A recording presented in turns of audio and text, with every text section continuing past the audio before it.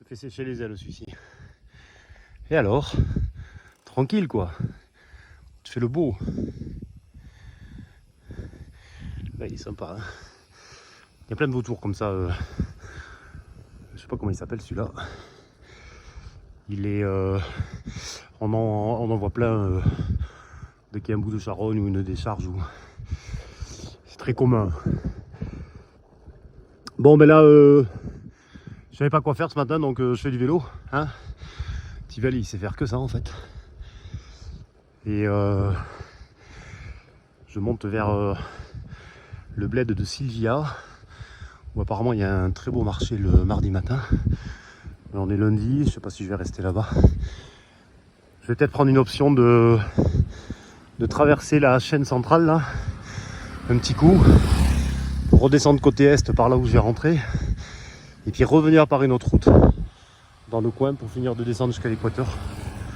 Bon, j'ai l'impression que j'ai du temps, et c'est des routes pas mal en montagne, en altitude, 3005, 3006, enfin des pistes plutôt.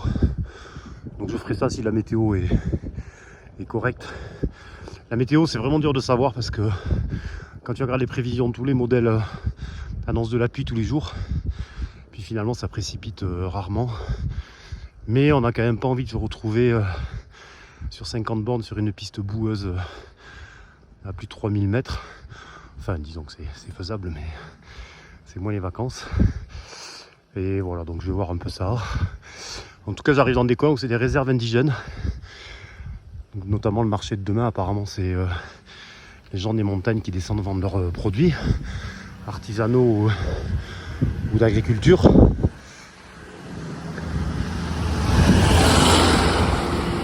Le fuel qui monte le gaz qui monte à Sylvia. Et voilà, et qu'est-ce que je voulais dire d'autre? Parce que j'en suis à raconter ma vie. Ah oui, c'est le coin aussi de... Hier j'ai rencontré... J'ai changé de main. Hop. Hier j'ai rencontré un gars, on a discuté 1 heure là dans une pâtisserie. Et me parlait des rites autour de l'ayahuasca. C'est dans ces coins que ça se passe. J'avais oublié ça, qu'il y avait ça ici. Bon, c'est une plante, une liane qui se prend sous certaines réserves. Une bonne préparation du corps, notamment manger en gros la fumée là, sympa. Manger en gros que du riz une semaine avant, pas de thé, pas de café, et ensuite ça se prend sous forme de rituel avec un chaman. Je crois que c'est assez intéressant, ça peut faire remonter des choses plutôt positives ou négatives. Apparemment ça permet d'entrer en relation avec les amis disparus. Bon, ça c'est quelque chose qui m'intéresserait un peu de faire le point là-dessus.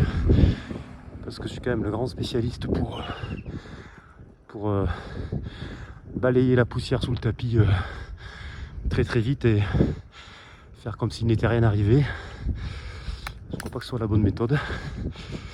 Et voilà, bon, c'était pour parler de ça un peu. Après, quand on regarde sur internet, bon, ça fait moins envie. Il y a un gros business autour de ça.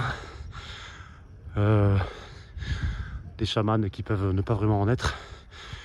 Donc voilà, bon, c'est quelque chose qui m'intéresserait. Tiens, ici on voit la plaine de Popayan qui est dessous. Popayan, c'est un peu l'avant-dernière grande ville avant l'équateur. Et bref, je disais oui que ça m'intéresserait. Bon, au bénéfice d'une rencontre avec quelqu'un en qui j'ai confiance, avec qui se nourrait déjà à la base une relation. Mais bon, vu que je fais que bouger, ça risque d'être compliqué, puis c'est quand même quelque chose qui prend une semaine de diète avant, une semaine de diète après. Pas forcément très compatible avec le sport, avec le vélo. Et là, j'ai pas non plus trop le temps de m'arrêter vraiment 15 jours. Bon, donc à voir. En tout cas, c'est quelque chose qui m'intéresse. Bon, voilà. Donc, comme ça monte, dès que j'ai rien à foutre, j'ai raconté ma vie. Voilà. C'est amazing.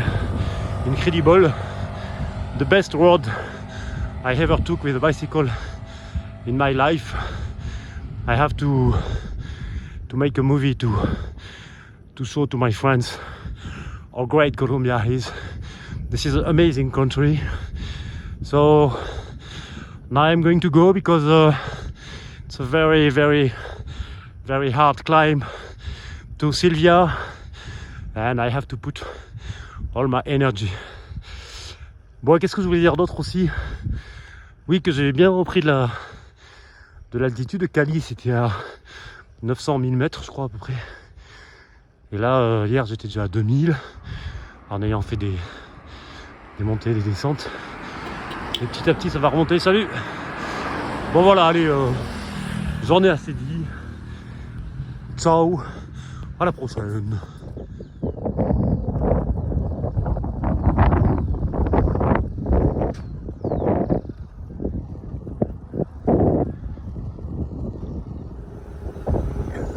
Une jolie descente à se faire aussi.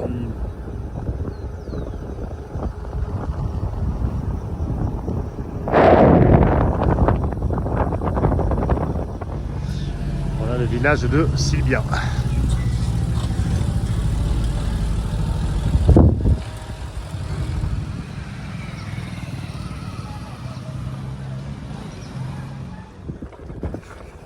Petit peu de piste pour aller à Totoro. Bon, et après, je sais pas ce que je vais faire. Je sais pas si je vais faire traverser cette chaîne de montagne. Apparemment, il y a des travaux avec des fois 2 heures d'attente. Bon, en vélo, souvent je passe, mais ils annoncent pas très beau, alors je sais pas quoi faire. Les paysages de montagne. J'arrive à Totoro, un autre village colombien.